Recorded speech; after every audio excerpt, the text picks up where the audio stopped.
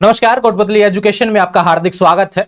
मैं पंकज शेरावत उपस्थित हूं आपके सामने महत्वपूर्ण जानकारी लेकर। आज हम बात करेंगे कर्मचारी चयन बोर्ड की तरफ से कुछ अपडेट सामने आ रही हैं, इन सभी के बारे में। जब भी कर्मचारी चयन बोर्ड के अध्यक्ष जी हों या फिर सचिव जी हों, उनकी तरफ से ट्वीट देखने को मिलता है, मैं हमेशा वीडियो के माध्यम से आपको समझाने का प्रयास करता हूं। लेकिन आज ट्वीट नहीं है, आज तो एक पूरी गाइडलाइंस का पीडीएफ यहां पर जारी किया गया कर्मचारी चयन बोर्ड के ऑफिशियल वेबसाइट पर। यानी कर्मचारी चयन बोर्ड ने कोई भी एग्जाम जो आयोजित करवाता है, कर्मचारी चयन बोर्ड प्रतियोगी परीक्षा, उसकी जो फोरम की गाइडलाइंस रहेंगी और बात करें उसकी एग्जाम के आयोजन की गाइडलाइंस रहेंगी, इन सभी में कुछ ना कुछ नए प्रयास यहां पर किए गए हैं। उन सभी के बारे में बात करेंगे। सभी विद्यार्थी कर्मचारी चयन बोर्ड की तरफ से कोई भी एग्जाम आयोजित हो लगभग दे ही लेते हैं, और भी ज्यादा नहीं तो यहां पर विशेष रूप से बात करें सीईटी तो आप एग्जाम देते ही हैं, कहीं ना कहीं ओटीआर आपने करवा रखा है, तो कहीं ना कहीं यहां पर 10 से 12 के आसपास जो गाइडलाइंस आई हैं इसमें, उन सभी के बारे में बात करेंगे। पॉइंट हैं यहां पर 10-12 पॉइंट, उन सभी के बारे में डिटेल से समझाने वाला हूं और हर विद्यार्थी से रिलेटेड यह होने वाला है। अगर कोई विद्यार्थी अभी तक इन नोटिस के अभी कोई लगता हो कि भैया कोई गाइडलाइंस में कहीं मिस्टेक आगे चल रहा हो, अभी तक पहले के डॉक्यूमेंट्स वगैरह से रिलेटेड इन गाइडलाइंस के हिसाब से अब चीजों को सही करने का समय आ गया है। तो यहां पे फोरम की भी बात होगी, एग्जाम के आयोजन की भी बात होगी, सभी के बारे में बात होने वाली है। ठीक है, तो नए जो बदलाव यहां पर किए गए उन सभी के बारे में बात करेंगे। ऑफिशियल नोटिफिकेशन ये रहा, सभी को डिटेल से समझाऊंगा।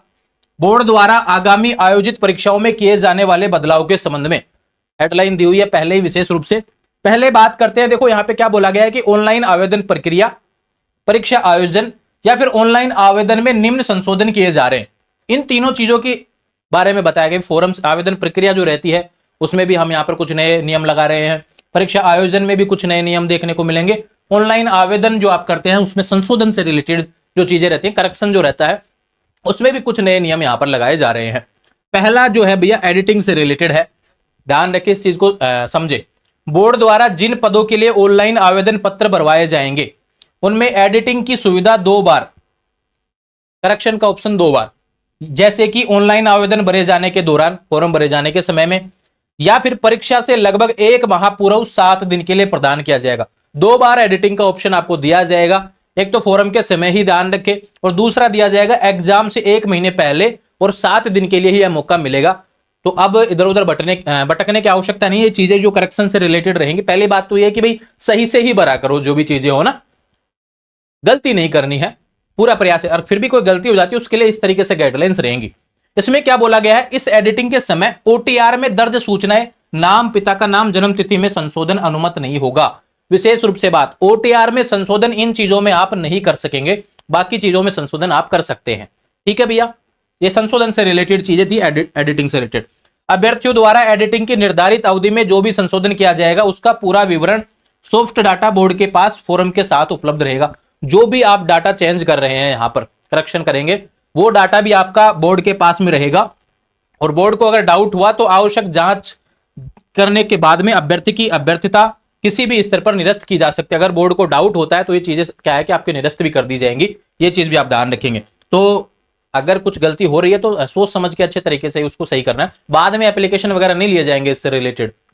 ऑनलाइन फॉर्म विड्रॉल, एक होता है भैया कोई विद्यार्थी फॉर्म लगा देता है, उसको मन करता है कि भैया अब एग्जाम देने नहीं जाना, तो यहां पर पेनल्टी भी रहेगी, पेनल्टी से रिलेटेड भी कुछ चीजें इसमें बोली गई हैं। अब इसमें विड्रॉल का भी ऑप्शन पिछले कुछ समय से देने लगा है, यहां पर कर्मचारी चयन बोर्ड हो, आरपीएससी हो, कि भाई आप फॉर्म वापस ले सकते हैं अगर आपका एग्जाम देने का मूड नहीं है, तो आपको फालतू में भीड़ बढ़ाने की आवश्यकता नहीं है। यहां पे जो विड्रॉल वाला फॉर्म है, पहले विड्रॉल ले लेते तो फिर विद्यार्थियों के बार लगता था यार एग्जाम दे लेना चाहिए, तो फिर वो विड्रॉल हुआ फॉर्म वापस नहीं आता था। अब यहां पे क्या बोला गया है कि ऑनलाइन आवेदन करने के बाद किसी भी कारण से यदि कोई अभ्यर्थी ऑनलाइन आवेदन प्रत्यारित करना चाहता हो तो उसे परीक्षा से लगभग 1 माह पूर्व 3 दिन की अवधि के लिए अवसर प्रदान किया जाएगा। ध्यान रखें, अगर कोई वापस लेना चाहता है फॉर्म को तो भैया परीक्षा से लगभग 1 महीना पहले 3 दिन तक ही उसको अवसर प्रदान किया जाएगा। ये विड्रॉल से रिलेटेड चीजें बोली गई है यहां पर फॉर्म से रिलेटेड। ठीक है भैया, अब उसके बाद में बोला गया है, अगली जो नोटिफिकेशन है इसमें, ऑनलाइन आवेदन के समय शैक्षणिक व तकनीकी योग्यता के दस्तावेज अपलोड किए जाने आवश्यक हैं।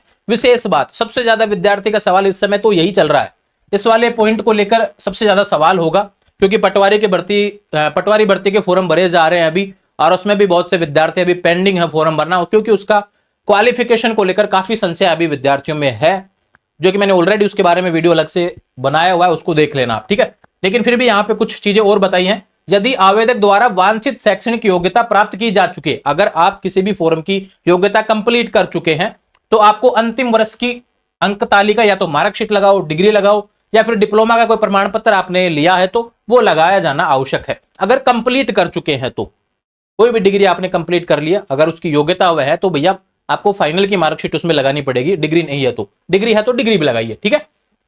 यदि अभ्यर्थी अंतिम वर्ष में प्रविष्ट हो रहा है, अगर आप फाइनल ईयर अपीयरिंग है, लास्ट ईयर अपीयरिंग है, ये ध्यान रखें, लास्ट ईयर चाहे वो यूजी में हो, पीजी में, किसी में भी हो, वो योग्यता से रिलेटेड चीज है। सपोज दैट यहाँ पे तकनीकी भी बोला गया, किसी के पास डिप्लोमा या अपीयरिंग हो रहा हो तो वो चीजें भी इसमें रहेंगी। अगर आप उसमें अपीयरिंग है तो पिछले वर्ष की अंक तालिका अपलोड की जानी है, यानी उससे 1 साल पहले की आपको मार्कशीट अपलोड करनी पड़ेगी। इसके बारे में भी जानकारी दी है। यदि संबंधित पाठ्यक्रम में प्रवेश ले लिया है, अगर किसी कोर्स में आपने एडमिशन ले लिया है तो प्रवेश फीस की रसीद, और यदि अभी भी प्रवेश भी नहीं लिया तो इस आशय का नोटरी से सत्यापित शपथ पत्र अपलोड किया जाना आवश्यक है। तीनों चीजों के बारे में बता दिया भैया। अगर आपने योग्यता पूरी कर ली है तो आप लास्ट क्लास की मार्कशीट लगाइए। योग्यता अपीयरिंग में है तो ध्यान रखें उसके पिछले क्लास की मार्कशीट लगाइए, उससे पिछले क्लास का जो भी आपके पास में डाटा है वो लगाना पड़ेगा। अगर आपने अभी कोर्स में एडमिशन ही लिया है तो उसके लिए आपको क्या करना पड़ेगा, प्रवेश फीस की रसीद वगैरह भी आप लगा सकते हैं, ठीक है, ये लगाना पड़ेगा।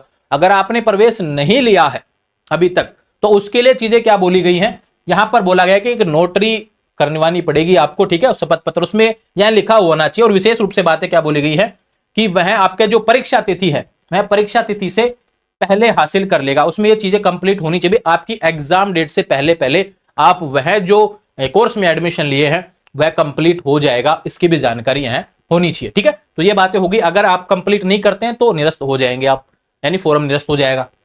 अभ्यर्थी द्वारा भरे गए ऑनलाइन आवेदन में प्रवेश पत्र में प्रविष्टियों की सूचना आवेदन में अंकित ईमेल नंबर पर भेजी जाएगी, व्हाट्सएप पर भी भेजी जाएगी।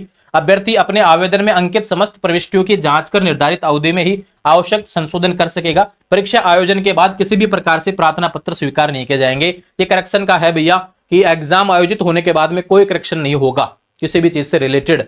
और जब फॉर्म भरेंगे तो आपको सारी जानकारी, प्रवेश पत्र वगैरह, ये व्हाट्सएप और ईमेल के माध्यम से जानकारी आपके पास में पहुंचेगी। अच्छे से देख लिया करें और समय से अगर कोई संशोधन की आवश्यकता हो तो उसको कर लेना, ठीक है। एग्जाम बाद में संशोधन नहीं होगा। बोर्ड द्वारा परीक्षा आयोजन होने के पश्चात फोरम में किसी भी प्रकार के संशोधन की अनुमति नहीं दी जाएगी। अलग से पॉइंट बना दिया है इसका। 6 पॉइंट क्लियर हो गए। अब काफी विद्यार्थी कहेंगे पॉइंट तो हम पढ़ लेंगे, लेकिन फिर भी बहुत से ऐसे विद्यार्थी होते हैं जो कहीं ना कहीं मैसेज कर रहे होते हैं इंस्टाग्राम पर, व्हाट्सएप पर, और पूछते रहते हैं किसी चीज के बारे में। तो आने वाले समय तक के लिए एक वीडियो अच्छा रेडी आपके लिए हो गया है गाइडलाइंस से रिलेटेड। तो मुझे भी बार बार हर विद्यार्थी को अलग अलग जवाब नहीं देना पड़ेगा और एक ही वीडियो में सारे सवालों के जवाब मिल जाएंगे, ठीक है। और नोटिफिकेशन आए कर्मचारी चयन बोर्ड की तरफ से, इतना बड़ा नोटिफिकेशन हर विद्यार्थी के लिए हो तो वीडियो बहुत जरूरी हो जाता है। ऑनलाइन आवेदन के पश्चात बोर्ड द्वारा आयोजित की जा रही आगामी परीक्षाओं में अनुपस्थित रहने वाले अभ्यर्थियों से भी नियमानुसार पेनल्टी लिए जाने का प्रावधान किया गया, जिसके संदर्भ में विस्तृत सूचना प्रत्यक्ष से दी जाएगी। इस चीज के बारे में पहले ही वीडियो आपको बना दिया गया था कि भाई अगर आप फॉर्म भरते हैं और एग्जाम नहीं देते हैं तो 2 बार तक तो माफी आपको दे दी जाएगी। उसके बाद में अगर साल में 2 बार से ज्यादा एब्सेंट रह गए पेनल्टी देनी पड़ेगी, ये ध्यान रखें। इसको लेकर अलग से गाइडलाइंस आना बाकी है, कितनी पेनल्टी दी जाएगी। हालांकि पहले ट्वीट आया था कि 750 रुपए देने पड़ेंगे आपको, लेकिन फिर भी इसकी ऑफिशियल गाइडलाइंस के बारे में बोला गया कि अलग से इसका नोटिफिकेशन डिटेल से आना बाकी है। तो जब भी आएगा तब सूचना मिल जाएगी, लेकिन ध्यान रखें एब्सेंट नहीं रहना। परीक्षा देने का मन नहीं है तो फॉर्म ही मत भरो, और फॉर्म भर दिया तो विड्रॉल करवा लेना अगर परीक्षा देने का मन नहीं है तो, ठीक है भैया। इस चीज के बारे में बोला गया है। परीक्षा केंद्रों पर biometric, face scanning, CCTV camera इत्यादि द्वारा परीक्षा के दौरान अभ्यर्थियों पर निगरानी रखी जाएगी। चयनित अभ्यर्थियों का बायोमेट्रिक रिकॉर्ड दस्तावेज सत्यापन में ज्वाइनिंग के समय संबंधित विभाग को उपलब्ध कराया जाएगा, ताकि विभाग द्वारा आवश्यकता अनुसार अभ्यर्थी का सत्यापन में पुनः जांच की जा सके। ये नॉर्मल पॉइंट है कि भाई जो भी आपका जब एग्जाम देने जाते हैं आप तो स्कैनिंग वगैरह होती है, फेस स्कैन वगैरह होता है, उन सभी का डाटा, अब जिस भी चीज का आप एग्जाम दे रहे हैं तो डिपार्टमेंट है उसको डाटा कर्मचारी चयन बोर्ड सौंप देगा। भाई विद्यार्थी जब एग्जाम देना है तब ऐसा दिखता था, फॉर्म भरा तब ऐसा दिखता था, क्योंकि लाइव फोटो अपलोड वगैरह होती है तो सारी चीजें डाटा, तो जब आप डॉक्यूमेंट्स वेरिफिकेशन करवाएंगे तब भी वो डाटा यहाँ पे कहीं ना कहीं मैच हो जाएगा, ठीक है। ये बात इससे रिलेटेड है। बोर्ड द्वारा आयोजित आगामी परीक्षाओं में प्रत्येक अभ्यर्थी को ऑनलाइन आवेदन को आधार कार्ड से लिंक करवाना अनिवार्य होगा। यह विशेष बात है भैया आधार कार्ड से रिलेटेड, और आधार कार्ड को लेकर काफी मतलब कि गफलत विद्यार्थियों के अभी है आधार कार्ड में, तो इसको सही करवा लिया करें। एक बार सही करवा लो, बार बार की आवश्यकता ही क्यों पड़ती है, बार बार करेक्शन भी नहीं होता है शायद। बोर्ड द्वारा आयोजित आगामी परीक्षा में प्रत्येक अभ्यर्थी को ऑनलाइन आवेदन को आधार कार्ड से लिंक करवाना। फॉर्म जो आप भरेंगे उसको आधार कार्ड से लिंक करना अनिवार्य है, ये चीज भी आप समझे। अब परीक्षा केंद्र से में प्रवेश से पहले biometric, iris scan, face scan के साथ साथ आधार ऑथेंटिकेशन भी किया जाएगा, आधार को भी प्रमाणित किया जाएगा, ध्यान रखें। दूसरा बात करें, यदि आधार कार्ड में कोई संशोधन करवाना है तो पुराने आधार को अपडेट करवाकर ही आवेदन भरें। विशेष बात भैया, अगर आपको आधार कार्ड में अपडेट करवाने की आवश्यकता है, कोई करेक्शन करवाने की आवश्यकता है, तो पहले उसको करेक्शन करवाइए भैया। तो पुराने आधार कार्ड को अपडेट करवाकर ही फॉर्म भरें, अन्यथा आगामी परीक्षाओं में आवेदन नहीं कर पाएंगे। आप सोचो कि पहले फॉर्म भर देता हूं, बाद में अपडेट करवाते रहेंगे तो वो गलती हो जाएगी, ठीक है। फॉर्म नहीं भर पाएंगे, साफ बोला गया। जिन परीक्षाओं में ऑनलाइन आवेदन का आधार से लिंक अनिवार्य किया जाएगा, उन परीक्षाओं में प्रवेश आधार कार्ड के प्रमाणीकरण के पश्चात ही दिया जाएगा। एक विशेष बात भैया, कुछ परीक्षाएं ऐसी होंगी जिसमें आधार कार्ड जरूरी होगा और उसके लिए बोल दिया गया कि आधार कार्ड को लिंक फॉर्म से करना अनिवार्य होगा, ठीक है। ये लाइन भी यहाँ पे क्लियर कर दी है। एक दो लाइन और बची हुई है इसकी नोटिफिकेशन में, जो है बोर्ड द्वारा आयोजित आगामी परीक्षाओं में प्रवेश पत्र पर वन टाइम रजिस्ट्रेशन ओटीआर के समय जो फोटो आपने लगाई है वो भी रहेगी, आवेदन पत्र में अपलोड की गई लाइव फोटो भी रहेगी, ध्यान रखें। एक तो ओटीआर के समय आपने लाइव फोटो जो आपकी ली थी वो भी आपके प्रवेश पत्र में आएगी। दूसरी बात, यहां पर जो भी आप फॉर्म भरे हैं उसमें जो फोटो रहेगी आपकी, वह भी आपके एडमिट कार्ड में देखने को मिलेगी। यानी आपका पिछला जो भी डाटा, जब से आपने सोचा है फॉर्म भरने का, ओटीआर करने से लेकर फॉर्म भरने का और एग्जाम देने तक का, सारी चीजें उसमें आपकी फोटो रहने वाली है, ये ध्यान रखें एडमिट कार्ड में। ये लाइन कंप्लीट, दोनों फोटो का अभ्यर्थी के चेहरे से मिलान होने के पश्चात ही परीक्षा कक्ष में प्रवेश दिया जाएगा, ताकि जब एडमिट कार्ड, जब आप जाएंगे सेंटर पर एडमिट कार्ड दिखाएंगे तो ओटीआर का फोटो भी दिखेगा, फॉर्म भरते समय का फोटो भी दिखेगा, वर्तमान में आप कैसे दिखते हैं वो सारी चीजें भी दिखेंगी। तो आराम से ये डमी कैंडिडेट, फर्जी कैंडिडेट वाली सिचुएशन है, ये खत्म हो जाएगी, क्योंकि सारी चीजें आपके सामने उस तरीके से फॉर्म से रिलेटेड, ओटीआर से रिलेटेड सामने रहेंगी। यदि किसी अभ्यर्थी को हॉरिजॉन्टल कैटेगरी में, चाहे स्पोर्ट्स हो, फिजिकल हो, ये इत्यादि में आवेदन करता है तो उसे केवल उसी कैटेगरी में माना जाएगा। यदि स्वयं द्वारा भरी गई कैटेगरी में अपात्र पाया जाता है तो उसे उसकी मूल कैटेगरी जैसे general, SC, ST, OBC, MBC, EWS में प्रमाण पत्र की संबंधित विभाग द्वारा जांच के पश्चात ही अन्यथा पात्र किया जाएगा। ये ध्यान रखिए, अगर आपके ओरिजिनल डॉक्यूमेंट्स हैं इन कैटेगरीज वगैरह से तो ही आप पात्र होंगे, अगर फर्जी वगैरह तरीके से तो आप पात्र होंगे।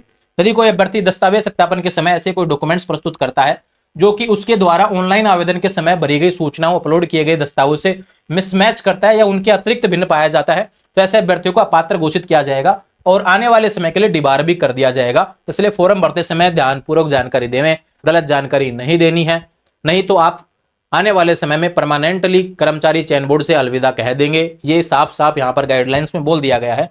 और लगभग यहाँ पर देख लीजिए 13 पॉइंट यहाँ पर सचिव हैं कर्मचारी चयन बोर्ड के, यहाँ पर आप देख सकते हैं नोटिफिकेशन, ऑफिशियल नोटिफिकेशन है, कर्मचारी चयन बोर्ड की वेबसाइट पर भी अवेलेबल है। आने वाले समय में ये एग्जाम जो आपका फोरम रहेगा उससे रिलेटेड गाइडलाइंस थी, एग्जाम आयोजन होगा उससे रिलेटेड थी, करेक्शन से रिलेटेड गाइडलाइंस थी, ये सभी आपको बता दी है। उम्मीद है अपने साथी विद्यार्थियों तक आप इसको शेयर करेंगे और आने वाले समय में जो भी कंफ्यूजन है उन सभी को आप दूरी इस वीडियो के माध्यम से कर लेंगे। एक एसएसओ आईडी के करेक्शन को लेकर बहुत से सवाल पिछले कुछ समय में विद्यार्थियों के आए हैं, मेरे पास कुछ ऑफिशियल अपडेट इसको लेकर आई है। मैंने लगातार डिपार्टमेंट से बात की थी, एसएसओ आईडी के जो भी कोऑर्डिनेटर होते हैं जिले के लेवल पर, उन्होंने मुझे कुछ गाइडलाइंस दी हैं उससे रिलेटेड। और मैं बहुत जल्द इसी सप्ताह आपको एक वीडियो एसएसओ आईडी के लिए बनाने वाला हूं, क्योंकि काफी विद्यार्थियों की एसएसओ आईडी होती है, फिर उसके बाद में वो अपडेट करवाते समय पहले वाली एसएसओ आईडी गायब हो गई, या फिर अदर स्टेट वालों को फॉर्म भरने में दिक्कत आ रही है। ऐसे बहुत से सवाल एसएसओ आईडी से रिलेटेड है। एक complete details video special SSO ID को लेकर बनाने वाला हूं, जो करेक्शन से रिलेटेड रहेगा। घर बैठे करेक्शन की सुविधा अवेलेबल है एसएसओ आईडी में,